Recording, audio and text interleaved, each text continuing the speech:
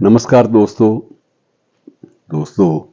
हम लोग कई बार किस ढंग से अपने आप को धोखा देने का प्रयास भी करते हैं, अपने आप को गलत समझने का प्रयास भी करते हैं और उसके बाद हमें कभी एहसास भी नहीं होता कि हम लोग कितनी बड़ी भ्रांति में जी रहे हैं, कंट्राडिक्शंस में जी रहे हैं, विसंगतियों में जी रहे हैं।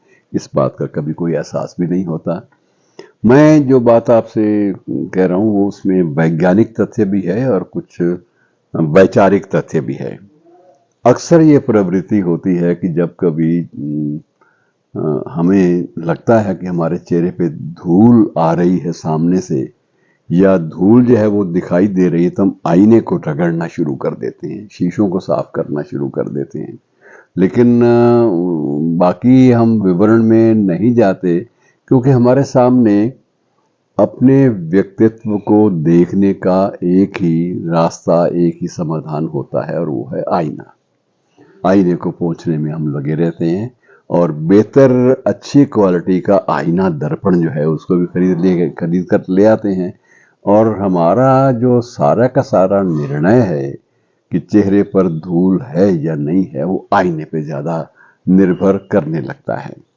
कई बार ये भी होता है कि हम लोग अस्थायी रूप से चेहरे को आकर्षक बनाने के लिए कुछ प्रसाधन भी इस्तेमाल कर लेते हैं। तरह तरह के मेकअप जो हैं वो करना आरंभ करते हैं जो हमारे शरीर का हिस्सा नहीं है। और कुछ परतें, कुछ लेप, कुछ स्प्रे और कुछ बहुत सारे ट्रीटमेंट जो पार्लर वाले जो करते हैं उनमें हजारों रुपया का खर्च भी होता है। हजारों रुपए की आमदनी, आय का साधन उनके लिए बनता है। तो ये सारी की सारी चीजें जो हैं ये सिर्फ एक ही मशक्कत पर केंद्रित होती हैं कि हम किसी तरह से आकर्षक बने रहें,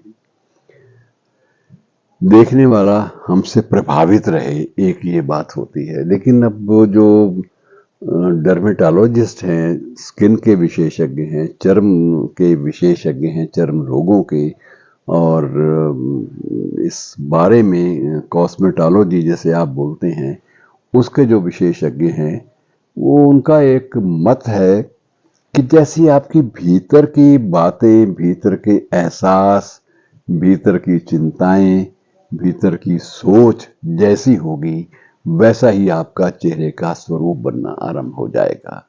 आपने चेहरे को धो लिया और उसके बाद पोंछ लिया, ये काफी है। लेकिन उसके बावजूद अगर आपके चेहरे पर वो रौनक जिसकी तलाश में हम बड़ा कुछ खर्च कर देते हैं, बहुत तरह तरह के प्रसाधन भी प्रयोग में लाते हैं, उबटन भी प्रयोग में लाए जाते हैं बहुत सारे। तो ये अगर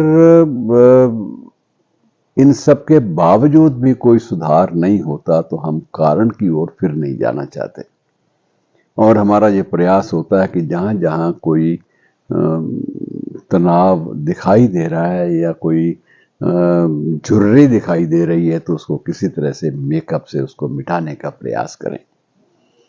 लेकिन इसमें बहुत सारे जो लोग जो विचारक हैं वो ये कहते हैं कि ये मामला सिर्फ स्किन की अपीयरेंस, चमड़ी की जो प्रभावोत्पादकता है उससे नहीं जुड़ा हुआ, बल्कि इसमें एक और पहलू भी है और वो पहलू है कि आप सोच क्या रहे हैं, कैसा सोच रहे हैं।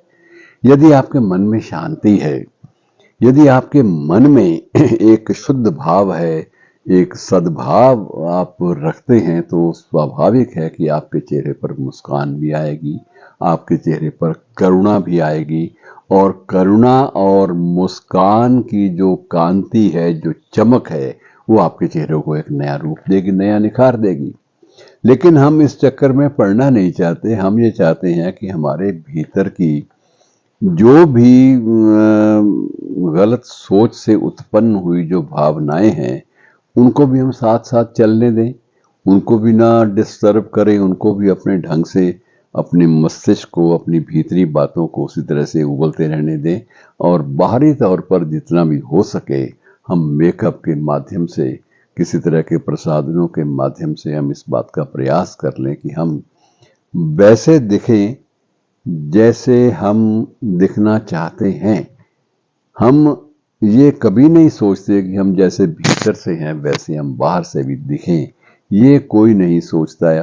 और इस बारे में सबसे बड़ी बात तो यह है कि कहते हैं कि जो दिखता है वो बिकता है।